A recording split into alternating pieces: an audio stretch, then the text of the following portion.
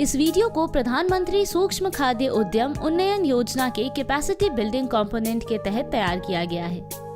चाय एक ऐसी वनस्पति है जो मानव सभ्यता के विकास के साथ साथ हमारे दैनिक जीवन का एक अहम हिस्सा बन गई है।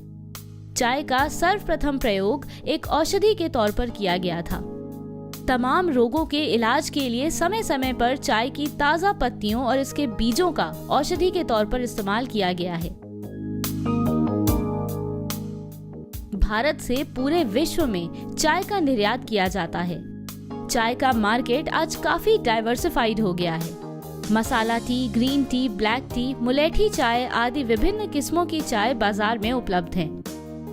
पारंपरिक चाय में लौंग, इलायची, अदरक, तुलसी आदि मिलाकर मसाला चाय तैयार की जाती है। भारत की असम और दार्जिलिंग की चाय की विश्व में एक खास पहचान है। फंक्शनल फूड और बेवरेज की श्रेणी में आने वाली मसाला चाय की लगातार बढ़ती मांग ने इसके व्यवसाय में बढ़ोतरी की है। संतुलित मात्रा में मसाला चाय का सेवन कई तरह से लाभदायक हो सकता है। मसाला चाय में उपयोग होने वाले मसालों में एंटी इन्फ्लेमेटरी गुण पाए जाते हैं, इसलिए इसे पीने से दर्द से छुटकारा मिलता है। चाय के शौकीनों के लिए मसाला चाय किसी एनर्जी बूस्टर से कम नहीं है। आज की इस इंडस्ट्रियल डॉक्यूमेंट्री में हम आपके लिए मसाला टी के व्यवसाय से जुड़ी जानकारी लेकर आए हैं। मसाला चाय तैयार करने के लिए कच्चे माल के तौर पर जिन मसालों का उपयोग किया जाता है वो हैं लौंग, इलायची, तुलसी, दालचीनी, सौंफ, ब्लैक पेपर आदि। वहीं मशीनों में destoner, grinder, mixture machine, weighing machine और मेटल डिटेक्टर, मॉइस्चर टेस्टर के अलावा मैनुअल क्लीनिंग के लिए सीव की आवश्यकता होती है। मसाला चाय बनाने के लिए सबसे पहले रॉ मटेरियल्स को मार्केट से खरीदने के बाद इसकी गुणवत्ता जांच यानी क्वालिटी एनालिसिस की जाती है। इसमें मॉइस्चर टेस्ट करके नमी का पता लगाया जाता है। मॉइस्चर कंटेंट 5% से कम होना चाहिए। इसके बाद इन सभी रॉ मटेरियल्स को क्लीनिंग सेक्शन में भेजा जाता है, जहां इसमें से फॉरेन पार्टिकल्स जैसे स्टिक्स, प्लास्टिक्स आदि को अलग कर दिया जाता है। फिर डीस्टोनर की सहायता से स्टोन्स और हेवी पार्टिकल्स को रिमूव कर दिया जाता है। फिर इसकी रोस्टिंग की जाती है। इस प्रक्रिया में हर मसाले को अलग अलग तापमान पर रोस्ट किया जाता है। इसके बाद इन सभी रॉ मटेरियल्स को ग्राइंडर की सहायता से अच्छी तरह से अलग अलग पीस लिया जाता है। इसे पीसकर 10 मिनट तक रूम टेम्परेचर पर ठंडा किया जाता है ताकि ये ग्राइंडेड स्पाइसेस अच्छे से अपना अरोमा अटेन कर लें। अब इन मसालों को रिक्वायर्ड कॉम्पोजिशन के अनुसार वेइंग मशीन की सहायता से वजन करके मिक्सचर मशीन में ब्लेंड किया जाता है। अब ब्लेंड हो जाने के बाद फिर से इसकी सीविंग की जाती है और फिर पैकेजिंग की जाती है। पैकिंग करने के बाद इसे मेटल डिटेक्टर से पास किया जाता है।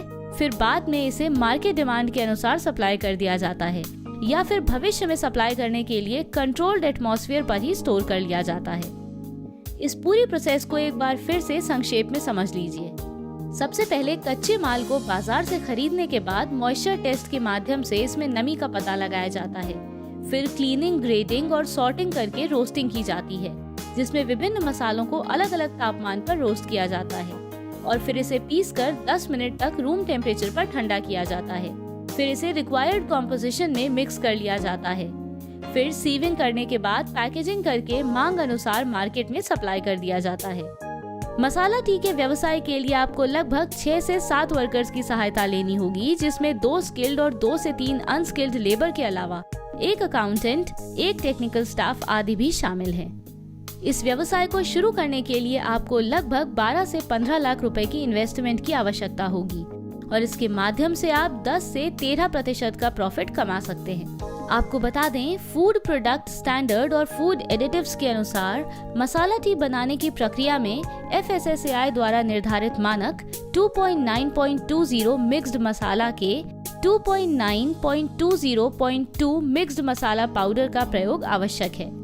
इसके अलावा उत्पाद की पैकेजिंग के लिए FSSAI के general requirement of packaging regulation number 2.1.1 का उपयोग करना अनिवार्य है।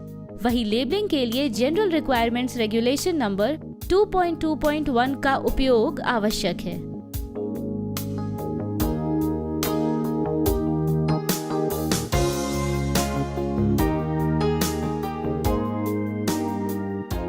राष्ट्रीय खाद्य प्रौद्योगिकी उद्यमशीलता एवं प्रबंधन संस्थान निफ्टेम, खाद्य प्रसंस्करण एवं उद्योग मंत्रालय भारत सरकार के अधीन खाद्य प्रसंस्करण एवं प्रबंधन के क्षेत्र में कार्यरत अनुसंधान एवं शिक्षा का केंद्र है। शिक्षण एवं शोध के अतिरिक्त संस्थान छोटे एवं मझोले उद्योगों की मदद के लिए भी कार्यरत है।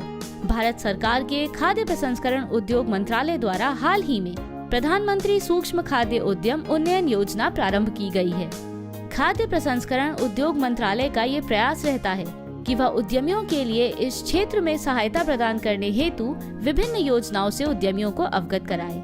PMFME योजना के तहत अपने उद्यमों को बढ़ावा देने के लिए योजना बना रही माइक्रो खाद्य प्रसंस्करण उद्यम परियोजना लागत के 35% पर क्रेडिट लिंक्ड कैपिटल सब्सिडी का लाभ उठा सकते हैं।